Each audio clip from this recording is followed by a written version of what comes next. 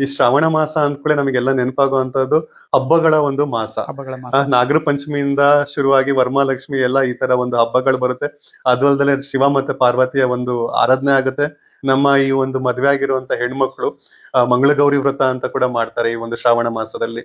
So ಹೀಗಿರ್ಬೇಕಾದ್ರೆ Shravana ಮಾಸ ಅಂತ ಬಂದಾಗ ಏನು ಇದು ಹಬ್ಬಗಳು ಯಾಕೆ ಬರುತ್ತೆ ಗುರುಗಳೇ? ಈ ಒಂದು ಮಾಸದ ಒಂದು ವಿಶೇಷತೆ.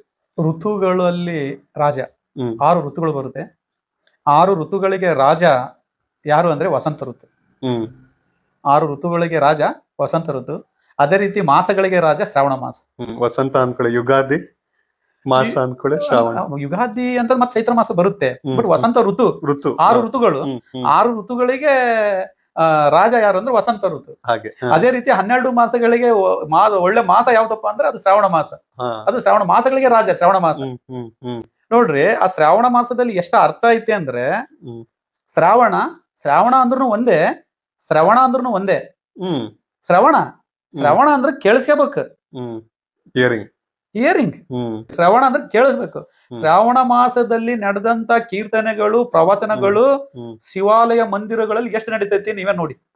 ಅದು ಸಾಮಾನ್ಯವಾಗಿ ಉತ್ತರ ಕರ್ನಾಟಕದಲ್ಲಿ ಬೆಳಗ್ಗೆ 4 ಗಂಟೆ 5 ಗಂಟೆಯಿಂದ ಶಿವ ಮಂದಿರಗಳಿಗೆ ಜನ ಕ್ಯೂ ಹಚ್ಚಿರ್ತಾರೆ. ಅಲ್ಲಿ ಗುರುಗಳು, ಮಠಾಧಿಪತಿಗಳು, ಯಾರೋ ಒಂದು ಕ್ಷೇತ್ರ ಪೀಠಾಧಿಪತಿಗಳು ಬೆಳಗಿನ ಪ್ರವಚನಗಳನ್ನ ಸ್ಟಾರ್ಟ್ ಮಾಡ್ತಾ ಇರ್ತಾರೆ. ಶ್ರಾವಣ ಮಾಸ ಅಂದ್ರೆ ಶ್ರಾವಣ ಮಾಸ ಅಂದ್ರೆ ಕೇಳೋದು, ಕೇಳಿಸ್ಕೊಳ್ಳೋದು. ದೇವರಿಗಾಗೆ ಮೀಸಲಿಟ್ಟಂತ ಮಾಸ ಅನ್ಬೋದು ದೇವರಿಗೆ. ಅದು ಆಕ್ಚುಲಿ ಶ್ರಾವಣ ಮಾಸ ಶಿವ ಪರಮಾತ್ಮನ ಮಾಸನೇ ಇದು.